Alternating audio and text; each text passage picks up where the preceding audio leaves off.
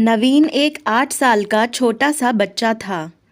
आज वह स्कूल में छुट्टी के बाद बाहर निकला तो उसकी माँ कविता उसके इंतज़ार में खड़ी थी। उन्हें देखकर नवीन दौड़ता हुआ उनके पास आया। उसकी माँ कविता बोली, बेटा जल्दी से घर चल और आज जल्दी से होमवर्क कर लेना, कल हमें गांव जाना है। नवीन बोला, क्यों मम्मी, गांव क्यों जाना है? अभी मेरे स्कूल की छुट्टी भी नहीं है। कविता बोली, बेटा घर चल, सब बताती हूँ। घर पहुँचकर नवीन ज़िद करने लगा। नवीन को गांव जाना बहुत अच्छा लगता था, लेकिन जब से दादाजी नहीं रहे तब से उसका मन गांव जाने का नहीं करता था। गांव में दादी थी, लेकिन नवीन को दादाजी बहुत प्यार करते थे। कविता बोली, बेटा परसों दादाजी का श्राद्ध है, इसलिए हमें कल गांव जाना है। नवीन बोला, माँ ये श्राद्ध क्या होता है? कविता उसे श्राद्ध के बारे में सब कुछ बताती है। उसमें नवीन को एक बात अच्छी लगती है कि दादाजी हमारे घर भोजन करने आएंगे। अगले दिन नवीन अपने मम्मी पापा, कविता और राकेश के साथ गांव पहुंच जाता है। वह जाकर दादी जी के पैर छूता है। दादी उसे ढेर सारा प्यार करती है। वह ध्यान से देखता है कि दादी पहले से बहुत कमज़ोर हो गई हैं। नवीन कहता है, दादी आप तो बहुत कमज़ोर हो गई हो। दादी कहती है, हाँ बेटा, तेरे दादाजी थे तो मेरा बहुत ध्यान रखते थे। अब मेरे से घर का काम नहीं होता और अकेले में कोई बात करने वाला भी नहीं है। नवीन कहता है, तो आप हमारे साथ चलो, वहाँ पापा मम्मी के साथ रहना, फिर हम दोनों बहुत सारी बातें करेंगे। नवीन की बात सुनकर कविता और राकेश थोड़ा डर गए कि कहीं उनकी माँ साथ चलने को तैयार न हो जाएं। दादी ने दोनों की ओर देखा और वो समझ गई कि इनकी मर्ज़ी नहीं है मुझे साथ रखने में। दादी बोली, बेटा मैं यहीं ठीक हूँ, वैसे भी तुम्हारा घर बहुत छोटा है, मैं वहाँ कैसे रुक पाऊँगी। उसके बाद दादी ने राकेश को सामान की लिस्ट दे दी और कहा, मैंने पंडित जी को बोल दिया है, वे सुबह 11 बजे आ जाएंगे, तू ये सामान इकट्ठा कर ले। राकेश थैला लेकर सामान लेने चला गया। कविता घर के कामों में व्यस्त हो गई। शाम तक राकेश के बड़े भाई और भाभी पहुंच गए। साथ ही राकेश की बहन रमा भी पहुंच गई थी। पहला श्राद्ध था, इसलिए पूरा परिवार इकट्ठा हो गया था। जिस घर में कल तक सन्नाटा पसरा रहता था, वहां आज काफ़ी चहल पहल थी।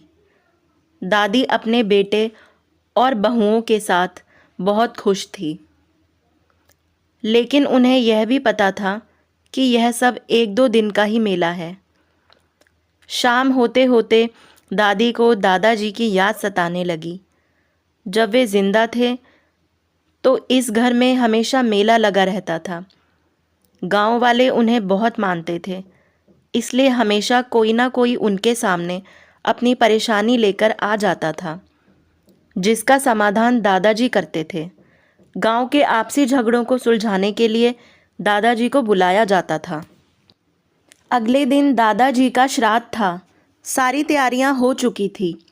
ब्राह्मण को भोजन कराया गया, दान दक्षिणा देकर विदा किया गया। उसके बाद पूरे परिवार ने भोजन किया। दादी और मम्मी सबको भोजन परोस रही थी। पूरा दिन काम निपटाने, मेहमानों की चहल पहल में निकल गया। रात के समय सब बैठकर बातें कर रहे थे। तभी नवीन बोला, मैं अब दादी के पास रहूँगा। यह सुनकर सब अवाक रह गए और नवीन की ओर देखने लगे। कविता बोली, बेटा ये तू क्या कह रहा है? तेरी पढ़ाई का क्या होगा? वैसे भी तू अभी इतना बड़ा नहीं हो गया कि दादी की देखभाल कर सके। नवीन बोला, नहीं माँ, दादी को अब किसी सहारे की ज़रूरत है, नहीं तो वो भी दादाजी की तरह चली जाएंगी। मैंने फैसला कर लिया, अगर आप लोग दादी को अपने साथ नहीं रख सकते तो मैं दादी के साथ रहूँगा। दादी बोली, बेटा मैं ठीक हूँ, तू कभी कभी मुझसे मिलने आते रहना। यह सुनकर नवीन बोला, नहीं दादी, जिन बच्चों को आपने पाला पोसा उनके पास आपके लिए टाइम नहीं है। मैं आपको छोड़कर कहीं नहीं जाने वाला। नवीन की बातें सुनकर सभी की आंखें शर्म से झुक गई। सभी ने नवीन को बहुत समझाया, लेकिन वह अपनी जिद पर अड़ा रहा। राकेश और कविता को बहुत गुस्सा आ रहा था। वे दोनों ना अपनी माँ को साथ ले जा सकते थे, ना नवीन को यहाँ छोड़ सकते थे। अगले दिन बड़े भैया भाभी और बहन रमा तो वापस चले गए, लेकिन कविता और राकेश को रुकना पड़ा। राकेश बोला, इससे तो इसे साथ ही नहीं लाते। चलो माँ, अब तुम ही हमारे साथ चलो। ये तो मानेगा नहीं। नवीन बोला, नहीं पापा, दादी कहीं नहीं जाएगी। इस घर में दादाजी की कितनी यादें बसी हुई हैं। आप जाओ, मैं दादी के साथ रहूँगा। दादी ने भी बहुत समझाया, लेकिन नवीन नहीं माना और हार कर राकेश और कविता को वापस आना पड़ा। चलते समय दादी ने राकेश से कहा, बेटा अभी यह गुस्से में है, मैं 1-2 दिन में इसे समझा कर मना लूँगी, तब तू इसे आकर ले जाना। घर आकर दोनों उदास मन से बैठे थे। मन नहीं लग रहा था। कविता पहली बार अपने बेटे से अलग हुई थी। वह बैठकर रोने लगी। राकेश बोला, अब तुम्हें पता लगा कि बेटे से बिछुड़ने का दर्द कैसा होता है। एक दिन तुमने मेरी माँ से लड़ झगड़ कर मुझे अलग कर दिया था, तब उन पर क्या बीती होगी। कविता बोली, मुझे माफ़ कर दीजिए, आज माँ जी का दर्द मुझे समझ आ रहा है।